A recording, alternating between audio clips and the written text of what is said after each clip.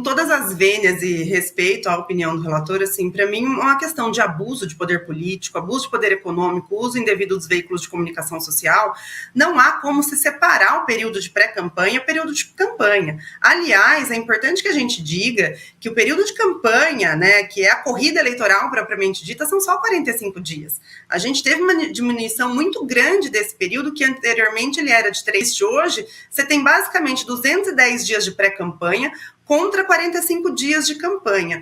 E por qual razão que não dá para separar? Porque quando se trata de abuso, eu não estou falando aqui de uma propaganda irregular, de uma conduta vedada, eu estou falando aqui de um abuso de poder político, de um abuso de poder econômico e do uso indevido dos veículos de comunicação social, que tem previsão no artigo 22 da Lei Complementar 6490, e que é justamente o bojo da ação. Se a gente fala de abuso, não tem como você separar o que foi gasto no período da pré-campanha e no período da campanha, porque o que está em xeque aqui é a quebra do princípio da isonomia na corrida eleitoral. Se a gente tem uma legislação clara e específica com relação a esse tema, que é justamente para vedar qualquer tipo de privilégio de um candidato ou de pré-candidato em detrimento do outro, não há como você separar.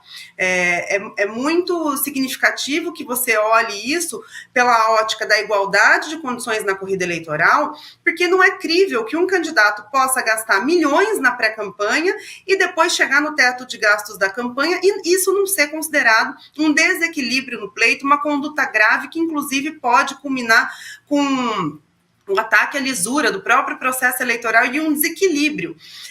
A acusação fala na envergadura de 14 milhões no período da pré-campanha. O Ministério Público fala em 2 milhões no período da pré-campanha. Se você soma, ainda que eu brinco, nem tanto ao céu, nem tanto à terra, a defesa fala em 140 mil, se a gente pegar só o que diz o Ministério Público, nessa cifra de 2 milhões, e depois o que ele gastou no período da campanha propriamente dito, a gente vai ver que existe um desequilíbrio claro. Isso sem considerar toda a exposição da mídia que ele usufruiu durante esse tempo todo. Os pilares da corrida eleitoral é visibilidade e é financiamento. Se você tem uma franca exposição na mídia, né, da sua imagem, se você tem, por outro lado, um grande aparato financeiro, isso obviamente vai desequilibrar o pleito.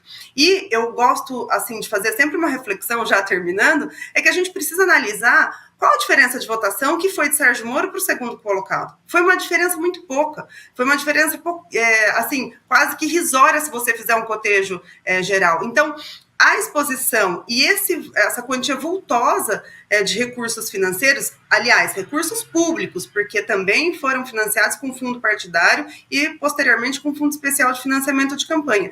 Essas quantias dessa envergadura, elas atraem o abuso, tanto é que a diferença entre o primeiro e o segundo colocado, ela foi muito pequena.